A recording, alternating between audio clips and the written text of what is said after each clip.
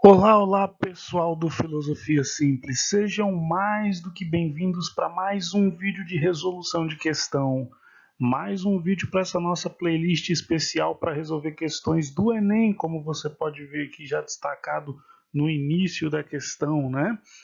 E hoje nós vamos fazer uma questão bem especial, né? Uma questão de um livro que sempre foi visto como um livro difícil, um livro de difícil entendimento, de difícil leitura, que é a fundamentação da metafísica dos costumes de Immanuel Kant. Só que como o nosso papel aqui sempre é mostrar para você que a filosofia, como o nosso próprio canal já se chama, é simples, né? Então, nada do que um bom preparo, nada do que uma dedicaçãozinha básica para poder tirar filosofia de letra. Filosofia nunca foi e nunca será o bicho-papão das provas do Enem e de nenhum outro vestibular. Só precisa de um pouco de leitura, um pouco de concentração e de atenção na hora da leitura. Como sempre, as questões vêm com pegadinhas, não se esqueçam, né? Então vamos direto para essa questão, fazendo aquela lógica que você que está acompanhando a nossa playlist já está acostumado, né? Que pegar os pontos importantes do primeiro parágrafo, né? Que é que faz parte do enunciado da questão, olhar o enunciado da questão e ver o que a questão está querendo e ir para as alternativas aqui para o detalhamento.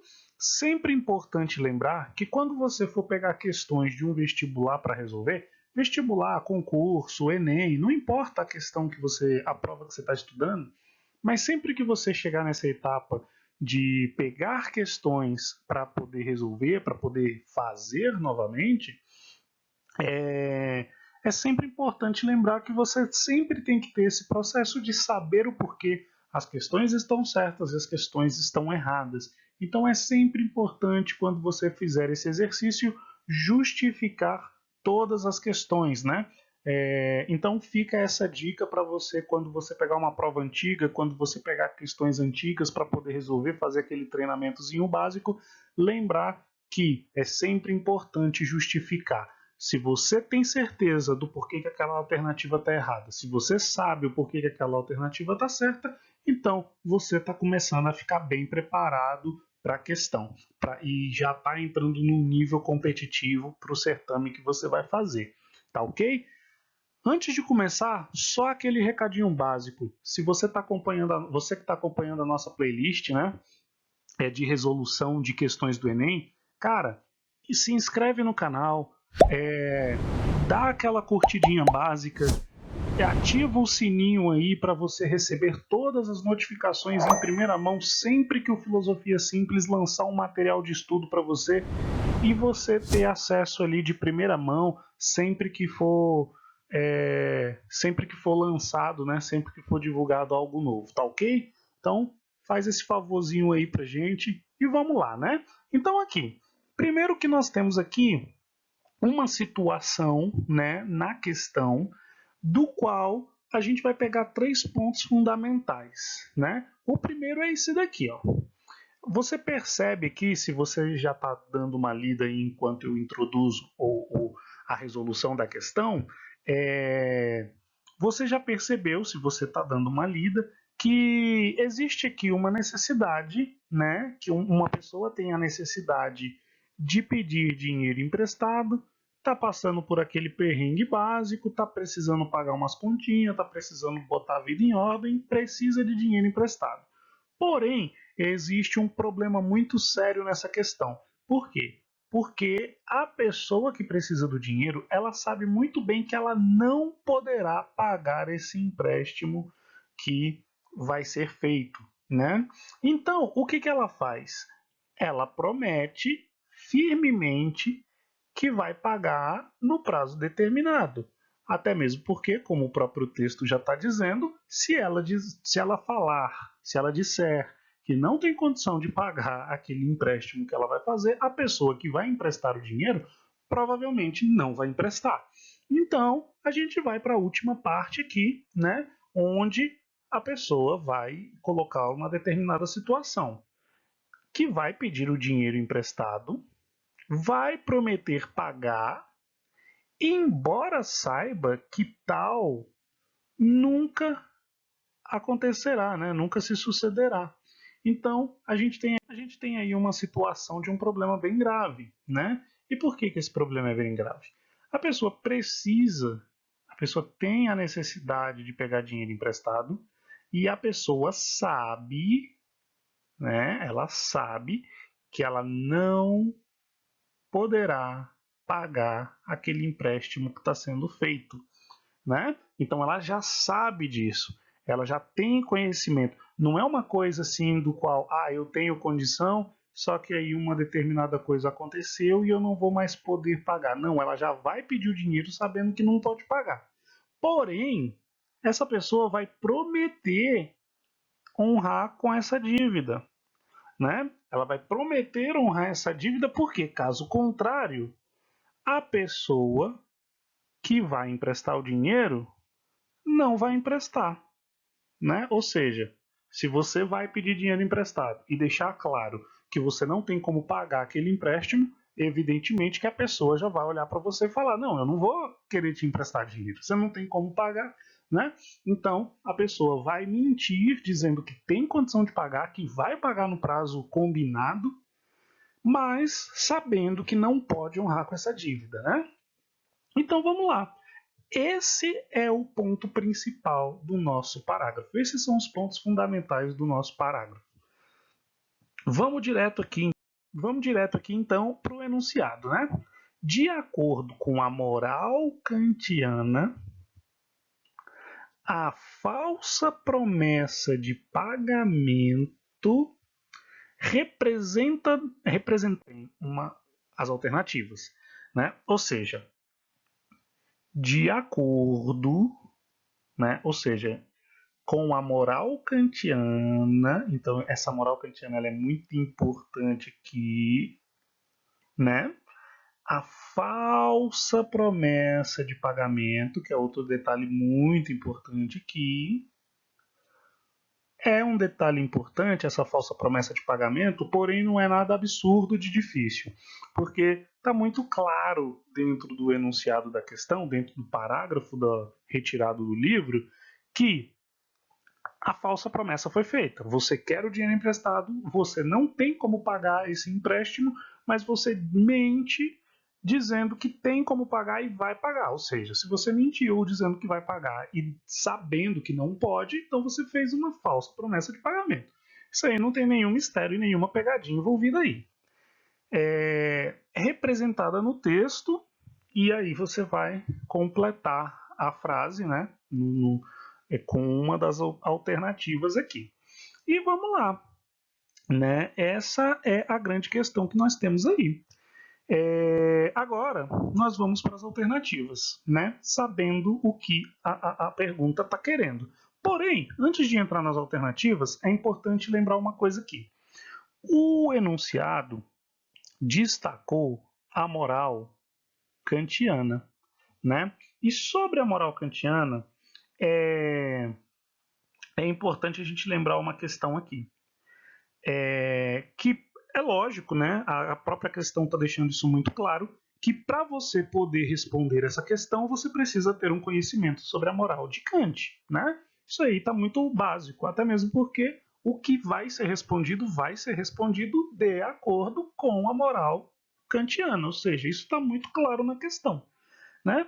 Então, o estudante, né, a pessoa que vai fazer a prova, no caso você, que nos assiste, precisa desse conhecimento da moral kantiana. Sobretudo sobre um itemzinho muito simples da moral kantiana, que se chama imperativo categórico, que é uma espécie de fórmula kantiana para resolver questões morais. Ou seja, dentro da moral kantiana, dentro de toda a moral kantiana, existe uma questãozinha chamada imperativo categórico. Você que está nos assistindo agora, já pega aí o seu caderno, né? Provavelmente você está com um caderno aí estudando, né? Anotando, fazendo suas anotações. Então já anota aí, ó. Moral kantiana, puxa uma setinha, imperativo categórico. você vai precisar estudar isso depois. Então, esse imperativo categórico é uma fórmula kantiana, né, para resolver questões morais, que é justamente sobre o que a questão fala, né? Eu acho que já deu para deixar muito claro aqui com o detalhamento dos pontos fundamentais que a questão se trata de moral, né? Então, vamos lá. Você sabendo o que é a moral kantiana e qual é o ponto fundamental dessa moral kantiana, vamos para as alternativas. A alternativa A, ela é uma alternativa errada, né? Assegura que a ação seja aceita por todos a partir de uma discussão participativa, né? E por que eu já digo que ela está errada? Porque para Kant, as ações devem ser avaliadas apartadas de seu contexto e julgadas pela razão. A ação moral não é um acordo ou um contrato coletivo. Então, nós temos aqui a discussão, né, no caso, sendo participativa, né? Ou seja, uma ação que é participativa. Desculpa pelas linhas tortas aí, tá, galera? Então, a gente está falando aqui de uma ação participativa. Porém, essa participativa aqui é o que está tornando a questão errada. E por quê? Porque, segundo Kant, a questão moral ela nunca vai ser uma questão participativa. Ela sempre vai ser uma situação individual e nunca um contrato coletivo, né? Então, essa questão participativa aí torna a questão toda errada. A B, vamos para a B. A B diz o seguinte: garante que os efeitos das ações não destruam a possibilidade da vida futura na Terra. Está errada também, né? E vamos lá para falar o porquê que ela está errada. A ação, né, deve ser julgada em sua relação apenas com o dever. Não está em causa para Kant os possíveis efeitos da ação. Então, quando se fala aqui que garante os efeitos, o erro está bem aqui, né? O erro está bem aqui. Por quê? Porque não está em causa, não está sendo discutido de maneira nenhuma os efeitos da ação.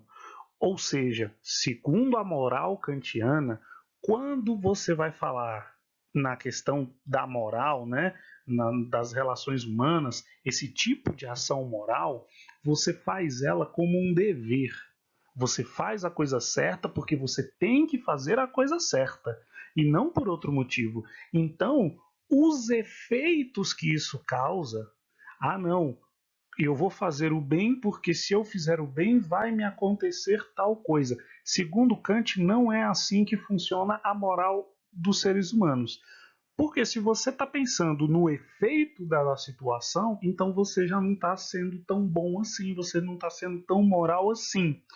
Ser moral, segundo Kant, significa você agir pelo dever de agir de maneira correta e não pensando nos efeitos da ação, nas consequências da ação, né? Então, efeitos aqui torna a alternativa B errada.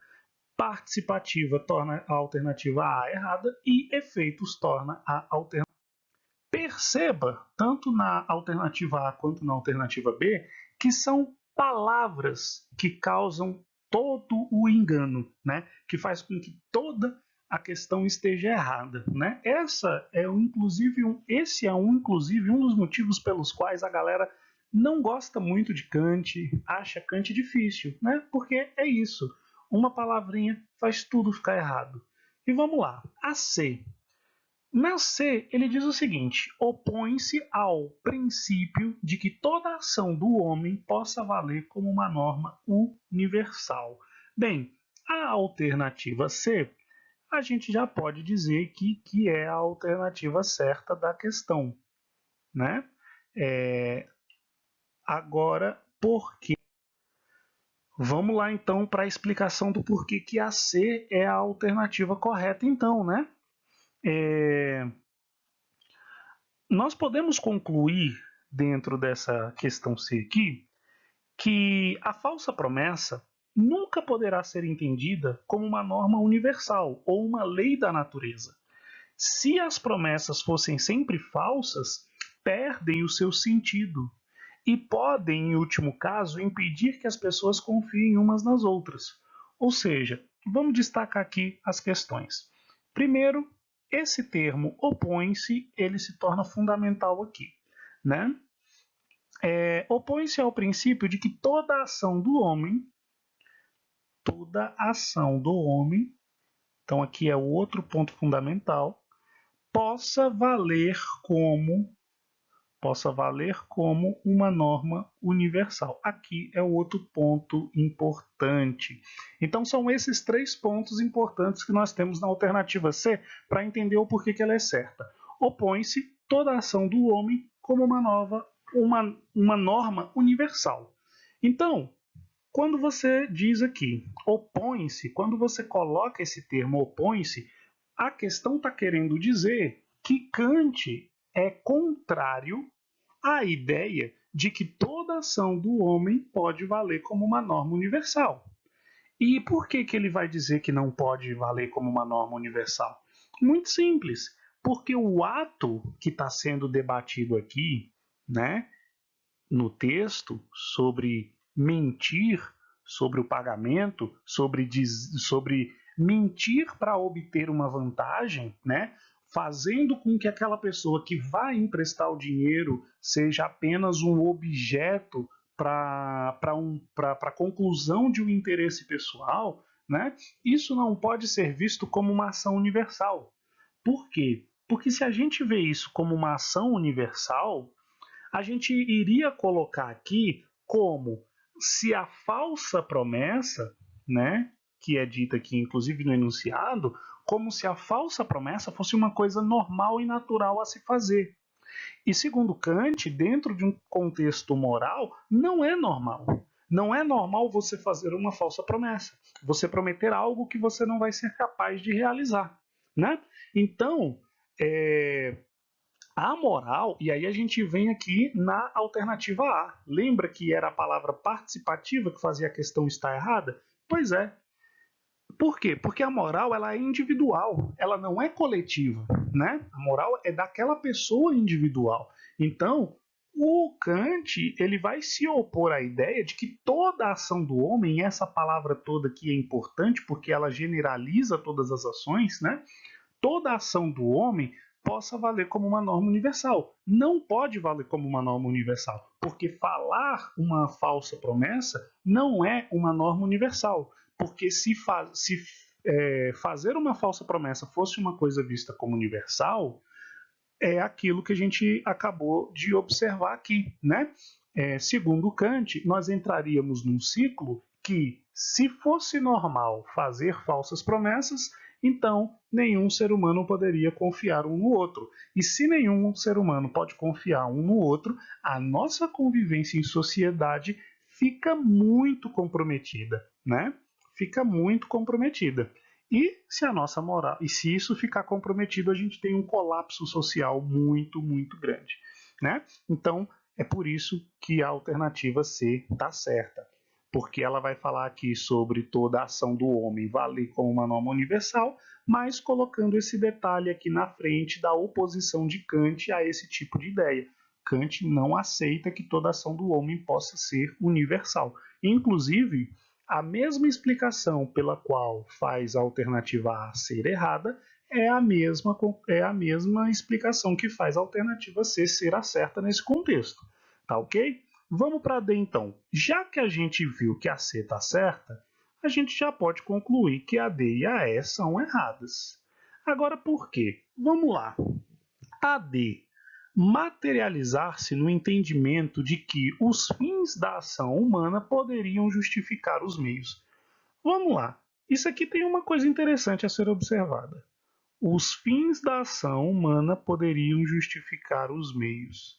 Cara, isso daqui que eu destaquei na alternativa D já diz tudo sobre o porquê que essa questão está errada. Isso daqui trata-se da moral do príncipe lá em Maquiavel. Não tem nada a ver com Kant, não tem nada a ver com a moral kantiana. Você está entendendo? Esse é o tipo de situação também que o Enem faz muito para tentar confundir a cabeça daqueles que estão fazendo a prova, né? Pegar uma alternativa verdadeira em outro universo, de uma outra teoria, de uma outra situação que nada tem a ver, e coloca aqui. Os fins da ação humana podem justificar os meios, e isso faz parte de Maquiavel.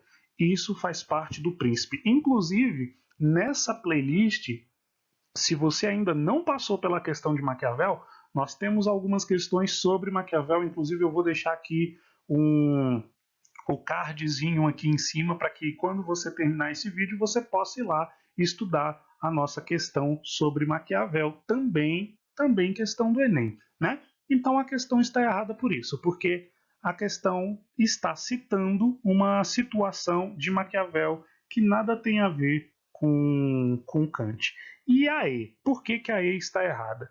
Permite que a ação individual produza a mais ampla felicidade para as pessoas envolvidas. Essa questão da ação individual como produtora de felicidade, porque a felicidade seria visto como objeto da natureza humana, né? Tipo, o ser humano vive para ser feliz o tempo inteiro. Isso daí é uma ideia, esse sentido de felicidade que é abordado nessa frase, né? Ação individual para produzir uma felicidade, isso daqui é uma ideia do filósofo Stuart Mill, que mais uma vez não tem nada a ver com a moral kantiana. Então é isso. A D está errada, porque é uma questão que remete a Maquiavel, e a E está errada, porque remete a uma questão de Stuart Mill. E é isso. É somente isso. Terminamos a nossa questão de hoje. Difícil? Não é tão difícil assim, mas sempre ressaltando que é importante fazer a leitura dos livros, é importante na hora de ir para a prova fazer o Enem, ser muito detalhista com relação àquilo que você está lendo. Por quê? Porque aquilo que você está lendo pode te confundir hora ou outra, né? Então é isso aí, pessoal. Se você gostou desse vídeo, se você gostou de mais essa resolução de questão, se isso foi útil para o seu estudo, para a sua preparação para o Enem, não se esquece, né, de se inscrever no nosso canal, não se esquece de ativar o sininho, dar aquele joinha bacana aí para ajudar o canal, né? E não se esqueça de compartilhar isso com outras pessoas que também possam estar estudando para um vestibular. Às vezes é o seu namorado, sua namorada, o primo, vizinho, enfim, né? O colega da escola, né? Então, alguém que você conhece provavelmente também, assim como você está estudando para o Enem, e você pode presentear essa pessoa aí, né, compartilhando esse tipo de conhecimento. Pode ter certeza que a pessoa vai ficar muito feliz e muito satisfeita por você ter lembrado que ela precisa também desse tipo de material, ok? Eu fico por aqui, um grande abraço para todos vocês e espero vocês nas próximas aulas aí, nos próximos vídeos, nas próximas resoluções de questão. Um grande abraço a todos vocês e até mais.